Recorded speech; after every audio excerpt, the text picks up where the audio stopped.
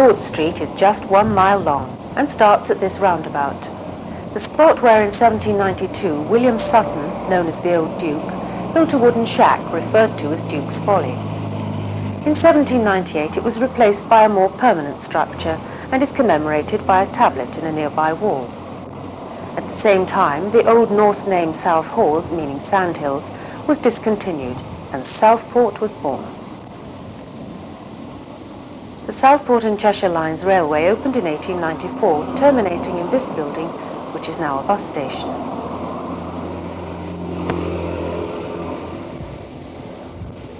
This bingo hall was formerly the Garrick Theatre, which arose from the ashes of the Opera House burnt down in 1929, itself a part of the vast 8-acre Winter Gardens complex.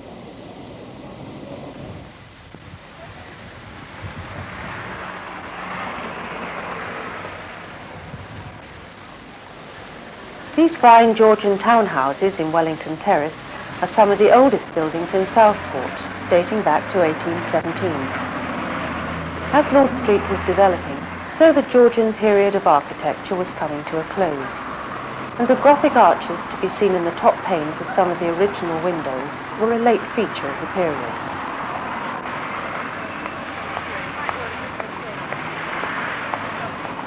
Today, the old and the new often stand side by side, and Viceroy Court stands stark contrast to the more sober buildings of yesteryear.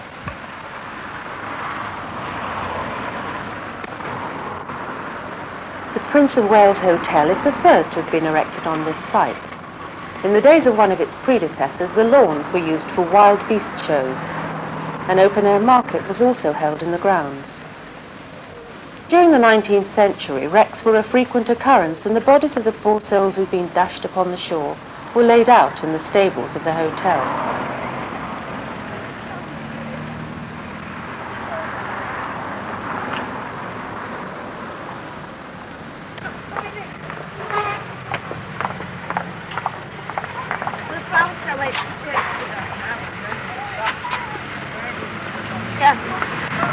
T.R. Hytons have been trading in this building since the beginning of the century, and their beautifully restored veranda offers a glimpse of Lord Street in its Victorian heyday, a far cry from the trackway through the sandhills from which it developed.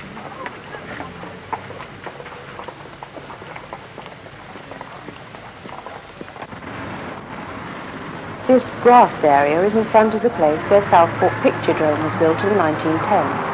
Said to be the first true picture house in England.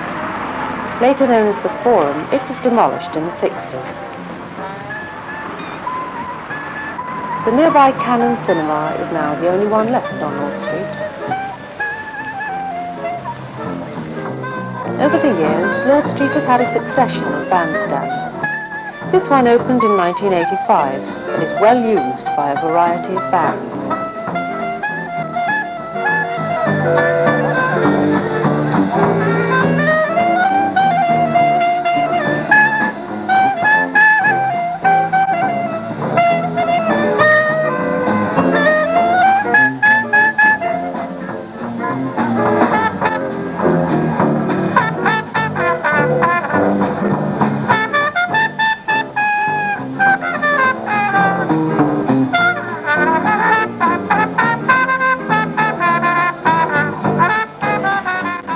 Southport has long been known for its gardens and floral displays, and from one of the town's oldest florists, visitors can take away a memory of the colour and fragrance of the resort.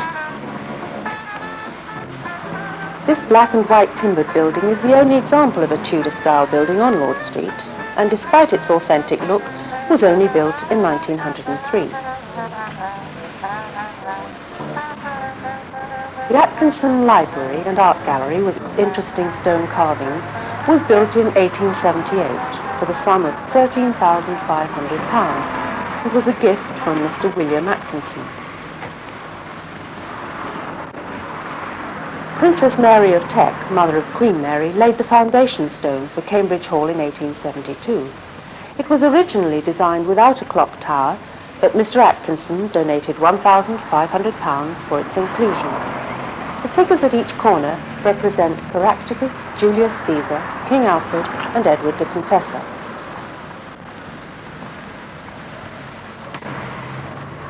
Scaresbridge Hotel was built in 1821 and at one time attained a worldwide reputation as the centre of hare coursing.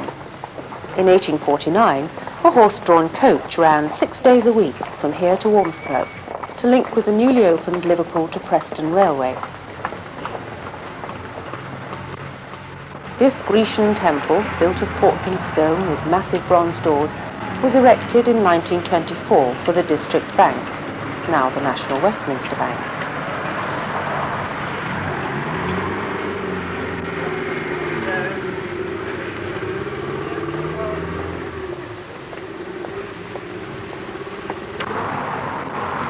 Much of the charm of Lord Street lies in its many garden areas. This one outside the art gallery is about midway along the street and is an ideal spot to take a rest, or as a meeting place for friends or family.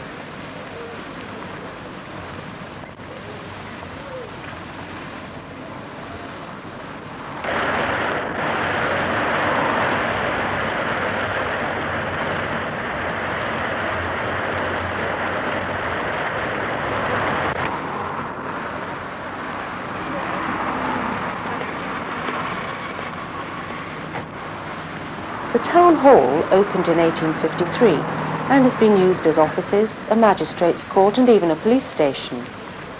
A mixture of styles of Greek architecture, the balcony is surmounted by the figures of justice, mercy and truth.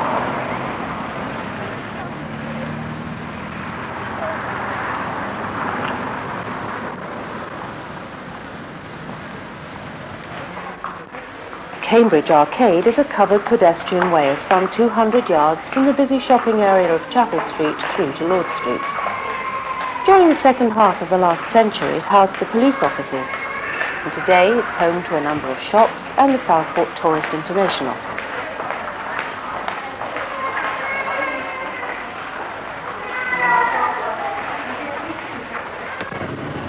A cafe has existed here from the 1920s, catering for people wishing to quench their thirst while watching the world go by. A scene reminiscent of a Parisian boulevard. The family business of Boothroyd's started in 1823 in a converted cottage where the art gallery now stands, before moving to its present site. Today it's jointly owned, together with Broadbents and Wayfarers, by the Pedlar family.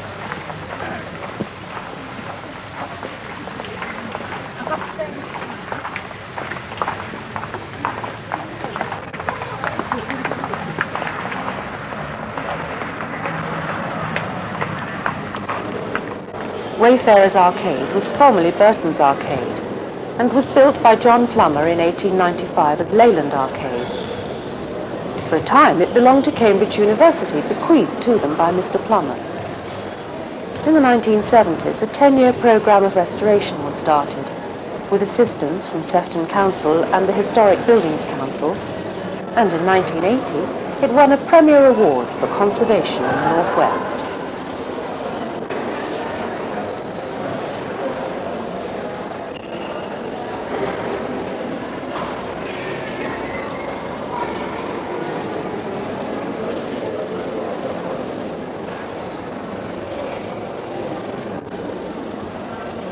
The arcade boasts the only outdoor cafe in the town where you won't get wet when it rains.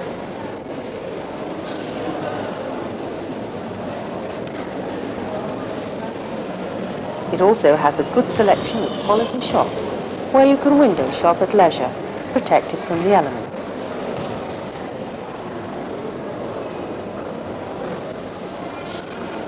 The town developed rapidly in the Victorian era, and the wrought ironwork so beloved by our ancestors is epitomised in this fine tracery which arches over the shoppers below.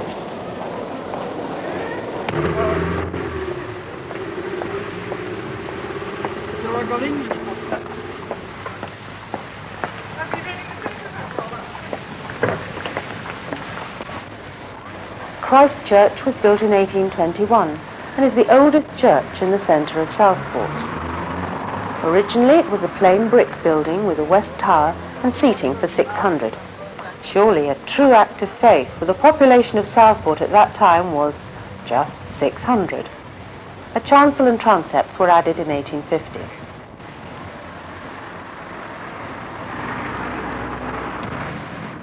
Lord Street's buildings are old and varied, the history of the Muslim style of architecture of this building being lost in the annals of time.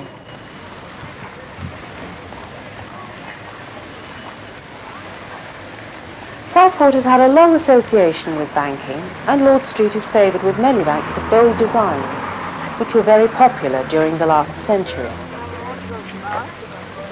In recent years, one or two of these buildings have been skillfully converted into restaurants, which still retain much of their original character.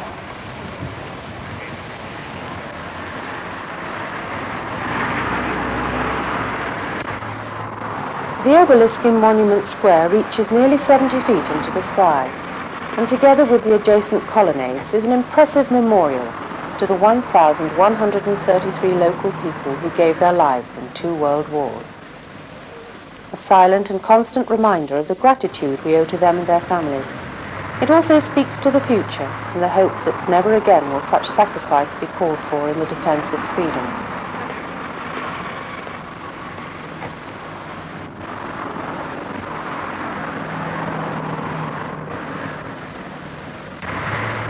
Southport's first post office opened in 1832 next to Boothroyd's and moved several times.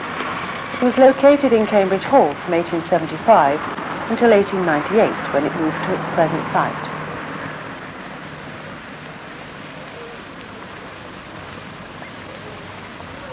The new Sainsbury's store was the centre of much controversy before its construction on the site of the old Odeon cinema. However, it now stands in pleasing contrast to its older neighbours, overlooking St George's Gardens and presenting a pleasing background to the distinctive fountain.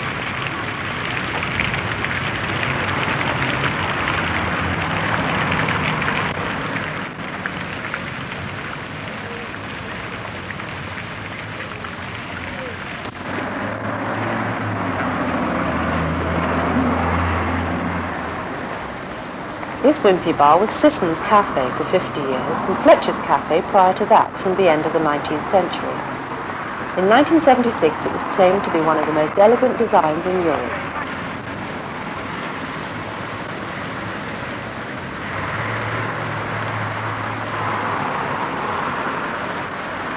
The landward side of Lord Street today is occupied by shops, offices, churches, banks, municipal buildings, a cinema, an hotel and the General Post Office. But once, most of this side of the street was taken up by private dwellings, some of which still remain, pleasant reminders of the past.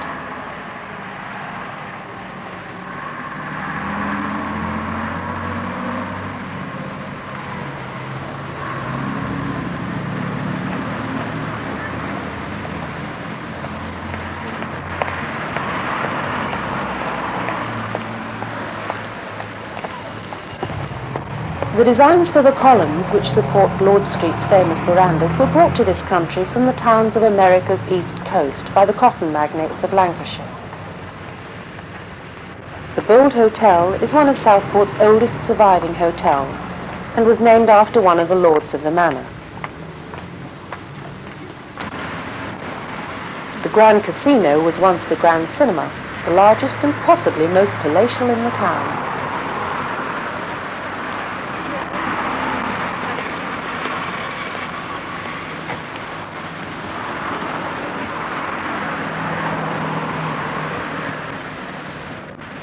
Where this furniture store now stands, there once stood a Victorian ice rink, and during the First World War, an aircraft factory.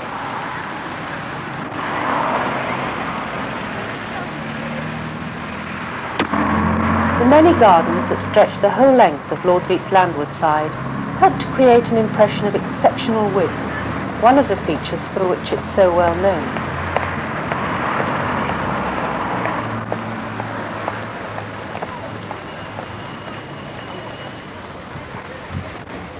This, then, is Lord Street, a street that vies with the best in Britain and is considered by some to be above comparison.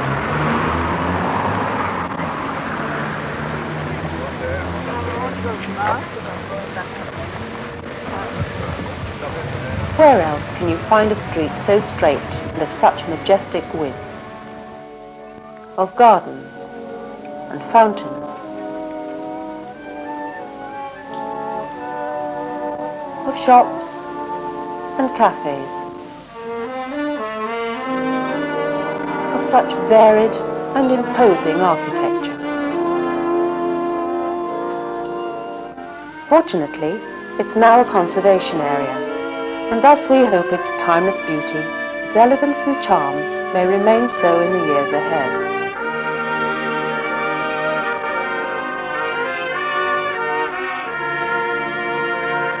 Time now to relax with a refreshing drink or ice cream and reflect upon what we've seen during our walk, and bask in the living history of what was once a mere trackway in South Hawes, and today is Southport's famous Lord Street, a gentle mile.